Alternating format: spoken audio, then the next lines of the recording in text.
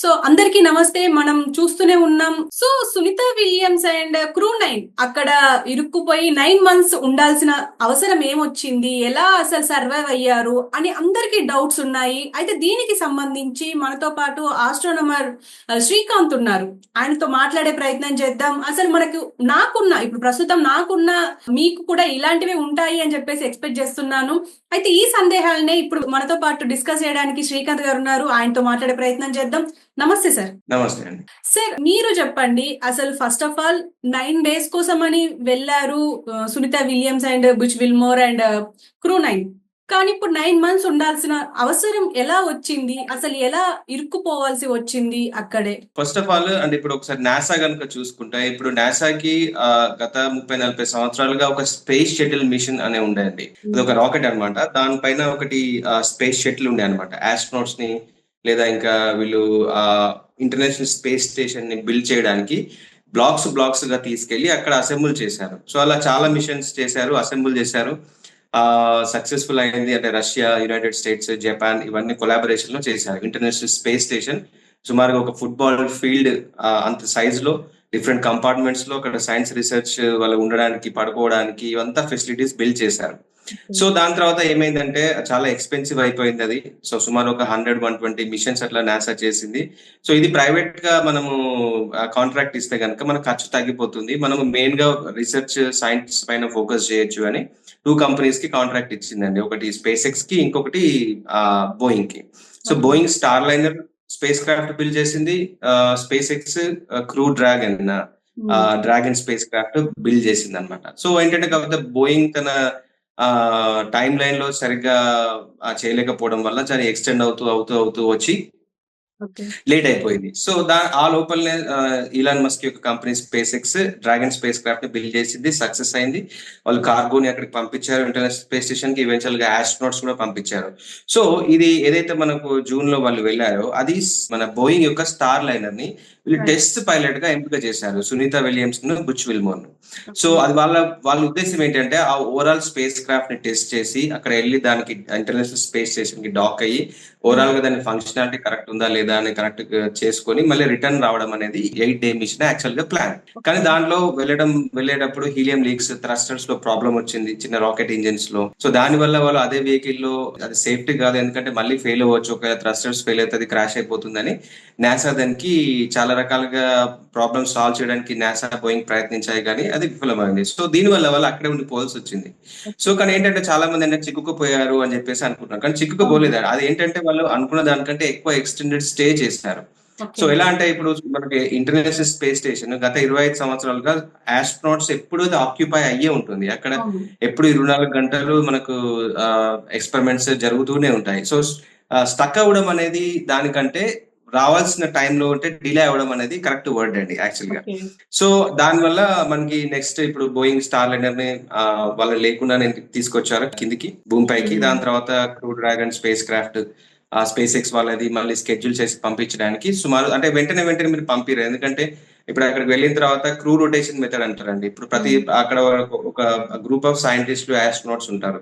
So ఎవరైనా ఒక 2 astronauts రావాలి అంటే ఇక్కడ నుంచి వాళ్ళు వెళ్ళి వాళ్ళు ఏం చేస్తున్నారు వాళ్ళ నుంచి వాళ్ళు హ్యాండ్ ఓవర్ తీసుకొని వీళ్ళు ఇంకొక స్పేస్ క్రాఫ్ట్ లో రావాలన్నమాట. సో ఆ వెళ్ళిన స్పేస్ క్రాఫ్ట్ అక్కడే ఉంటుంది. అదే స్పేస్ క్రాఫ్ట్ లో మనకు రావడానికి వీలుండదు, ఎందుకంటే ఇంటర్నేషనల్ స్పేస్ స్టేషన్ లో ఏదైనా జరగవచ్చు, జరిగితే వాళ్ళు ఎగ్జిట్ కావడానికి వాళ్ళ ఆస్ట్రోనాట్ కి సరిపోయేది మనకు స్పేస్ క్రాఫ్ట్స్ ఎప్పుడు డాక్ అయి ఉంటాయి అనమాట. సో దీని వల్ల మళ్ళీ ఇంటర్నేషనల్ కొలాబరేషన్ చాలా ప్రాజెక్ట్స్ ఉంటాయి, వందల వేల కోట్ల దానికి మన ఇవి ఉంటాయి. దాని తర్వాత స్పేస్ క్రాఫ్ట్ కూడా ఎప్పుడు రెడీ ఉండాలి, దానికి టెస్టింగ్ ఫేజ్ ఉంటుంది, దానికి చాలా రకాలుగా ఫేజెస్ ఉంటాయి కనుక ఇదంతా చూసుకుంటే కనుక వాళ్ళు రావడానికి 9 నెలలు పట్టింది అనమాట. అదండి. ఇప్పుడు నాసా ఇప్పుడు దీని అంటే ఇప్పుడు విలియమ్స్ ని గానీ బుచ్ విల్మోర్ ని గానీ తీసుకురావాల్సిన పరిస్థితి, కానీ ఇప్పుడు స్పేస్ ఎక్స్ అవసరం ఎందుకు వచ్చిందంటారు?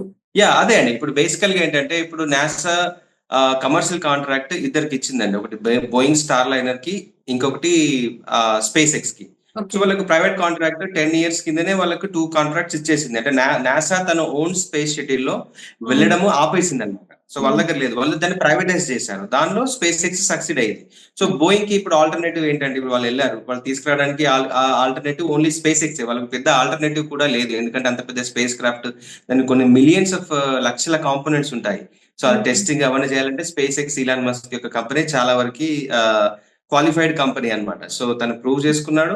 సో స్పేస్ క్రాఫ్ట్ బిల్డ్ చేశారు. సో అదొకటి వాళ్ళకి వేరే ఆప్షన్ లేదు అన్నమాట. ఓకే. బేసికల్ సార్ గా ఇప్పుడు అంటే రష్యాది కూడా ఉంది. యా హ్మ్. యా సార్ ఇప్పుడు రష్యాది కూడా ఉంది.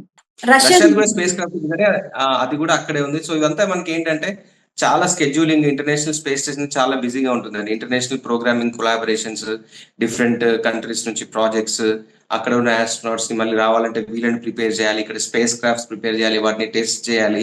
సో ఇది జస్ట్ బస్ లాగా కాదనమాట. మనం అనుకోగానే రేపు పొద్దున వెళ్ళి బస్ ఎక్కి వెళ్ళిపోవడానికి. Right. So it's a long process of certification. Yeah హ్మ్. సార్ ఇప్పుడు సునీత విలియమ్స్ గాని, క్రూ 9 గాని, బుచ్ విల్మోర్ గాని ఇప్పుడు వీళ్ళు కిందికి వచ్చే టైంలో చాలా అందరూ ఉత్సాహంగా చూసారు. వాళ్ళొచ్చే ప్రాసెస్ ని గాని అందరికి ఇంట్రెస్టింగ్ గా ఉంది.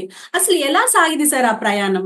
యా మంచి క్వశ్చన్ అడిగారండి. యాక్చువల్ గా అది చాలా మంది ఉత్కంఠ ఉన్నారు, కానీ దాని టెక్నికల్ డీటెయిల్స్ ఎవరికి తెలియదండి. అవును. బేసికల్ గా ఏంటంటే చూస్తే అది చాలా అడ్వెంచరస్ జర్నీ చెప్పాలంటే. ఎందుకంటే ఇప్పుడు భూమి పైన మనకు సుమారు 400 కిలోమీటర్ల ఎత్తులో ఇంటర్నేషనల్ స్పేస్ స్టేషన్ తిరుగుతూ ఉంటుంది. హ్మ్. దానికి డాక్ అయ్యి మన ఈ క్రూ డ్రాగన్ స్పేస్ క్రాఫ్ట్ అనేది ఉంటుంది. సుమారు అది ఆ స్పీడ్ వచ్చేసి గంటకి 28,000 కిలోమీటర్ ఆ స్పీడ్ తో తిరుగుతుంది అనమాట. So okay. ఆ స్పేస్ క్రాఫ్ట్ ని మీరు తగ్గించుకుంటూ వచ్చి ఫ్లోరిడా తీరంలో ల్యాండ్ చేయాలి. సో హ్మ్. దానికి వేరియస్ ఫేజెస్ ఉంటాయి. 4 ఫేజెస్ ఉంటాయి. ఫస్ట్ ఏంటంటే డి ఆర్బిట్ బర్న్ అంటారు. సో లాస్ట్ 45 మినిట్స్ కనుక తీసుకుని, అది ఎప్పుడైతే అన్డాకింగ్ అయిందో నిన్న, ఓకే. అన్డాక్ అయ్యి దూరం వచ్చేసి ఇంటర్నేషనల్ స్పేస్ స్టేషన్ నుంచి వచ్చేసి అలా తిరుగుతూ ఇప్పుడు మీరు చూసుకుంటే కనుక అర్త్ ఇలా తిరుగుతూ ఉంటుంది. హ్మ్. సో ఇంటర్నేషనల్ స్పేస్ స్టేషన్ దాని చుట్టూ ఇలా తిరుగుతూ ఉంటుంది. సో మీరు ఇది కనుక మీరు ఒకవేళ చేస్తే ఆ కరెక్ట్ అది మీరు వచ్చే సమయానికి అక్కడ అనేది మీరు ల్యాండ్ అవ్వాలి హ్మ్. బేసికల్ గా. సో చాలా ప్రిసైజ్ గా డిఆర్బిట్ బర్న్ చేయాల్సి ఉంటుంది ఫస్ట్ ఫేజ్ లో. అంటే ఇప్పుడు మీరు రాకెట్ ఇలా వెళ్తుంటే కనుక మన దీపావళి అప్పుడు మనం రాకెట్స్ చేస్తుంటాం కదా. సో మనం అది లైట్ అప్ చేసినప్పుడు దానికి ఇలా ప్రెషర్ వచ్చి ఆపోజిట్ లో వెళ్తుంది. సో హ్మ్. In the same way space craft ఇలా వెళ్తున్నప్పుడు మనం ఇలా బర్న్ చేస్తే కనుక ఆపోజిట్ ఫోర్స్ లో క్రియేట్ అయ్యి స్పేస్ క్రాఫ్ట్ ఇలా వెళ్ళేది కొంచెం స్లో అయ్యి కిందికి పడిపోతుంటుంది అనమాట. So okay. దాన్ని డి ఆర్బిట్ బర్న్ అంటారు. సో అలా 400 కిలోమీటర్ల నుంచి 120 కిలోమీటర్ల ఎత్తు వరకు డి ఆర్బిట్ బర్న్ వాళ్ళు చేసుకుంటూ చేసుకుంటూ ప్రిసైజ్ గా ఆ ఫ్లోరిడా వైపు తీరం వైపు వెళ్ళేలాగా ప్లాన్ చేయాలన్నమాట ఫస్ట్. సో చాలా ప్రిసైజ్ గా, అటానమస్ గా, అంటే ఇప్పుడు ఇది crew Dragon space craft autonomous గా దానంతట అదే చేసుకుంటుంది. బట్ ఆ 120 కిలోమీటర్ల ఎత్తు వచ్చేసరికి మన వాతావరణం ఉంటుంది భూమిది. హ్మ్. ఆ వాతావరణంలో చాలా పీడనం ఉంటుంది. ఎయిర్ రెసిస్టెన్స్, మనకు వాతావరణ పీడనం అంటారు కదా. సో అది వచ్చే సమయానికి ఇలా మనకి దాని యాంగిల్ కూడా పర్ఫెక్ట్ గా సెట్ అయి ఉండాలి. ఎందుకంటే ముందర దానికి హీట్ షీల్డ్ ఉంటుంది.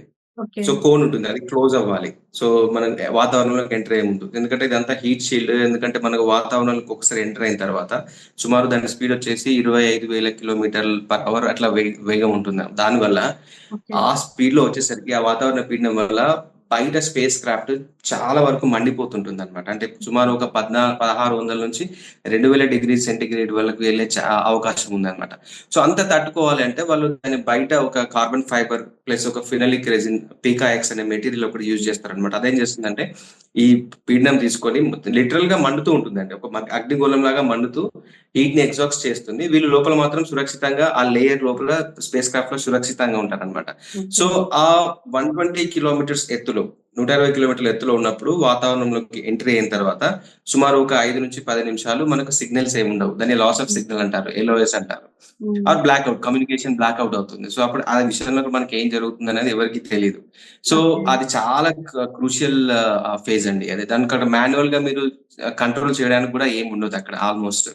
సో హ్మ్. అదే ఈ ఫేజ్ లో యాక్చువల్ గా మనకి సునీత విలియం, మన కల్పన చావ్లా వాళ్ళు కూడా ఇలా ఎంటర్ అయ్యేలాగానే ఆ టైంలోనే వాళ్ళు ఒక చిన్న హీట్ షీల్డ్ కి చిన్న ఉన్న రంధ్రం వల్ల ఆ ప్లాస్మా, ఆ వేడి ఉన్న ప్లాస్మా హోల్ లోకి ఎంటర్ అయిపోయి స్పేస్ క్రాఫ్ట్ లోపల సెన్సార్స్ మొత్తం కాలిపోయి విదిన్ ఫ్రాక్షన్ ఆఫ్ సెకండ్ లో ఎంటైర్ స్పేస్ క్రాఫ్ట్ క్రాష్ అయిపోయిందండి.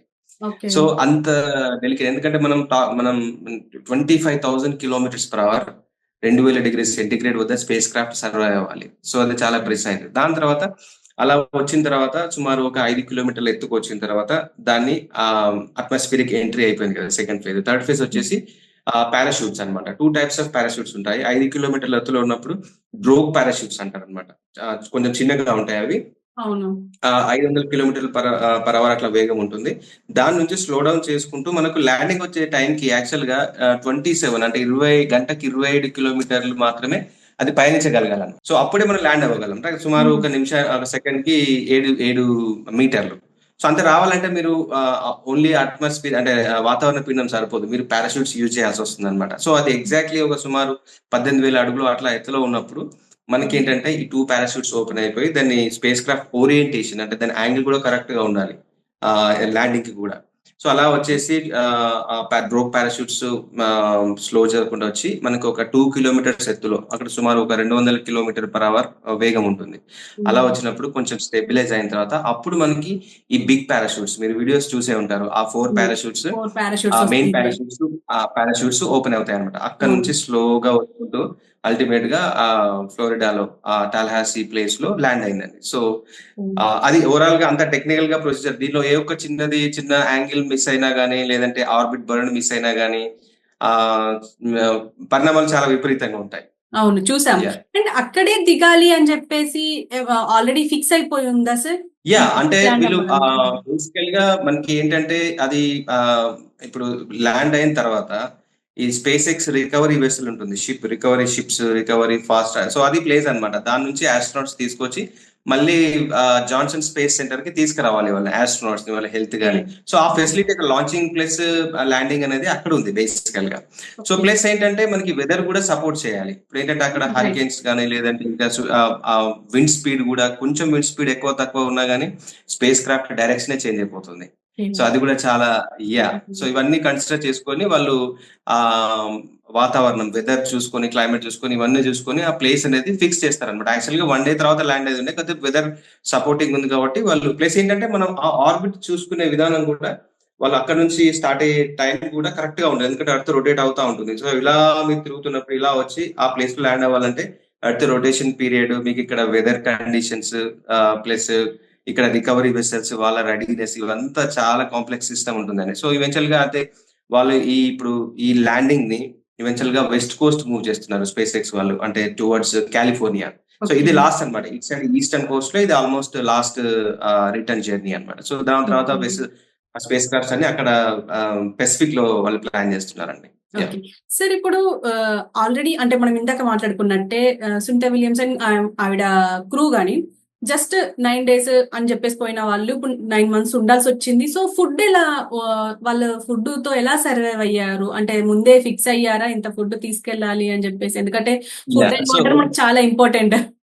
సో అలా సో ఆస్ట్రోనాట్స్ యాక్చువల్ గా చాలా పర్టికులర్ గా ట్రైన్ అయి ఉంటారండి. అంటే మనకు ఏంటంటే మనం స్టక్ అయిపోయింది అని చెప్పాను, స్టక్ అయిపోలేదు. యాక్చువల్ గా ఏంటంటే వాళ్ళ ఎక్స్టెండెడ్ జర్నీ అండి.